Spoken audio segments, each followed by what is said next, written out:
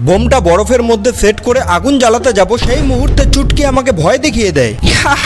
বাবা তুমি তো ভয় পেয়ে গেছো একদম। তারপর সাবধানে বোমে আবার আগুন দিয়ে ওখান থেকে সরে যাই। দূরে এসে কানটা চিপে ধরতেই বুড়ুম বুড়ুম করে বোমটা ফেটে ওঠে, সাথে বরফগুলো চুরমার করে বেরিয়ে আসে বাইরে। বিশাল বড় গর্ত হয়ে গেছে, ঝাঁঝরি হাতা দিয়ে বরফগুলো সরিয়ে এখান থেকে ধরবো মাছ। জল থেকে বরফগুলো পরিষ্কার করে দেখি এখানে তো একটা মাছও নেই। তারপর গর্তের মধ্যে বোমা সেট করে বোমা ফাটিয়ে গর্তটা আরো বড় করে নেই।